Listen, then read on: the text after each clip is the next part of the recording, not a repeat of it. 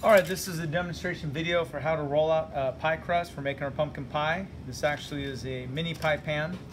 We already have some dough made for you. Get into that recipe separately, or you may have already made this dough. And that's been portioned out for this size pie dish into 3-ounce portions. That seems to be the right amount. All right, the pie dish we're working with today is actually 6 inches in diameter to the top, but the pie dough itself is going to have to go down to the inside, up the sides, and have some movement on the edge, around the edge. So I cut one of these apart to actually illustrate that we're looking for more of an 8-inch diameter, okay, an 8-inch all the way across diameter of dough. All right, we have these rolling mats, but only 5, so not one for all 10 stations. As a guide that would show you how to roll this out into a certain diameter. But we're going to be working on the surface for these pies because we're making so many of them, and then you might be able to use this as a guide, but not doing the primary rolling on this sort of mat. Okay, so that's kind of a reference on the side. We're going to want to work on a clean surface, so at home, if you have a countertop you can roll on, go ahead and clean that off. We'll put some flour down. If you have a countertop that's maybe made with tile, you don't want to get dough on that, so you may have to lay down a piece of parchment paper or something else. Okay. Our dough ball hopefully has been rounded a little bit, and it's still chilled and cold coming out of the fridge. You can see chunks of butter here, there, and everywhere. So this is a pie dough that was made with like 3 parts butter and 1 part shortening, I believe, the ratios. Okay, so what I'm doing first is using the palm of my hand to kind of flatten it out with adding a little bit of flour before the rolling pin takes over. And I'm gonna be really gentle in rolling this out. And I'm going to actually be trying to get it in all directions as we do this, but then also flipping it over from time to time so that it does not get all rolled out on just one side and flour sticking to the countertop. All right, so the camera may not show you, but there are, again, big chunks of butter here and there, there. That is a good sign because that's cold butter. That's going to lead to a really flaky crust. All right, we'd like this to be a circle as best we can, but we can tear it up and pull it off. And so if I check this, I have at least an 8-inch diameter. Okay, and this, okay, is so small I can probably pick it up with my hand to put it into the pie tin. But when you're working with bigger pie dishes, the more traditional like 9-inch round, then we'll sometimes use this rolling pin to wrap this around to lift up the dough. All right, but don't have to do that. So when I put this pie dough inside and try to push it down nicely so it gets to the bottom and coming up the side, okay, and then we're going to be cleaning up the edges of this. All right, so if we have to reposition that, try to pick it up and pull so you don't end up tearing. All right, so as far as cleaning this up, I'm gonna want to have this come up to the edge and do a little design, perhaps, of crimping. Okay, so that's 2 fingers from the inside and 1 from the outside. And if I have an extra piece of dough here, I can kind of pull that and tear that off, as I may need that on another pie crust.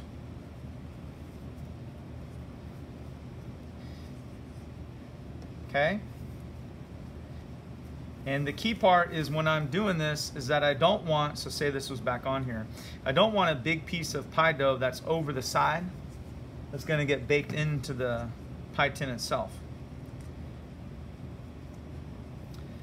All right, so that is one pie that's ready to go. Now, this recipe for the pie dough has ice water in it. That's what kept the butter so cold, and there's a little bit of water in the butter.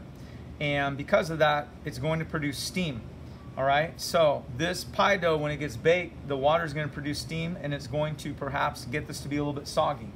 And so what we're going to be doing for this to get ready so that we have a crisper pie is do what we call a blind bake. So a blind bake is I'm going to bake this by itself empty, and that is very critical for me to bake this all the way through if I'm doing a pie like a banana cream pie, where the filling is made in the stovetop and made with like cornstarch and all. That's going to thicken as it cools, and it's going to go into a pie crust that's already done. Our pumpkin pie is going to get baked in the oven. There will be filling on top of this that would keep this, you know, from bubbling up, but my experience has been that the pie filling being here insulates this, and this doesn't get baked all the way we want. So we're gonna go ahead and blind bake that. And what that means is I'm gonna take a fork, okay, and poke holes in this in the bottom, maybe about 4 or 5 times, maybe a little bit around the side. I'm docking the dough, so these holes are gonna let steam escape, okay? If I don't do that, this may puff up and then it's gonna bake like an upside down hubcap, and then you can't put filling inside. And then to keep it from burning, after I've docked this, pricked it with the fork, I'm gonna go ahead and line it with foil to kind of protect it from some of the heat. But even with the foil on here, when I go to do a blind bake, I may find that this may still puff up. And so there are things called pie weights that are like little ceramic beads that we don't want in here. They're gonna fall on the floor, etc. Some people may use dried beans, like pinto beans, to put inside. Then we have hot beans that maybe you get rolling everywhere. We're just gonna put in a Pyrex dish, okay? Be it this clear one or this white one. That's gonna weigh this down so it doesn't puff up. This will be hot when it comes out, okay? And this blind bake is gonna be 425 for about 10 to 12 minutes, okay? And it's gonna be going on this larger sheet pan. So I'm gonna, in time lapse, roll out the rest of my pie crust and get them blind baked, ready to go in a 425 oven for about 10 to 12 minutes. So we'll transition to time lapse.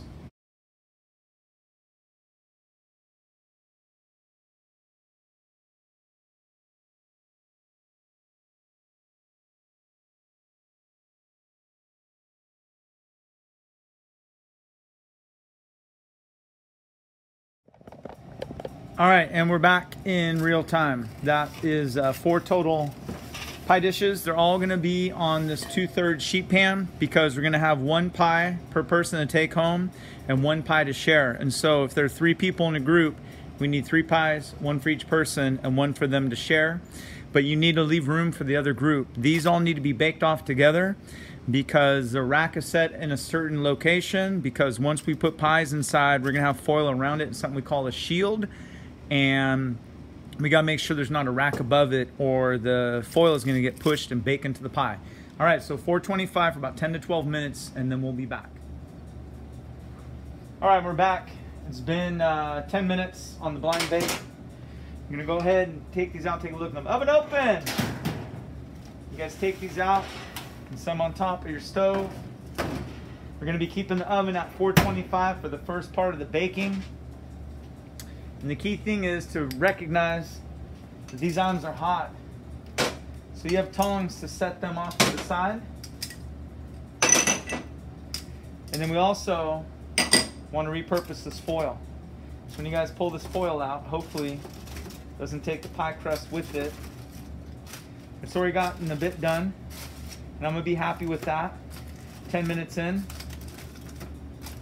But I'm gonna tell you that if this were gonna be a pie that we were going to fill with the filling that was gonna thicken after it's been cooked on the stove, like a pudding type filling, I would want this to be done more. So it might take 12 up to 14 minutes to be done all the way through. All right, so this side here, you may try to fix that a little bit once you put the filling in, but that's gonna stay put. We're gonna get the filling and talk to you guys about how to get these things set up for what we call a shield.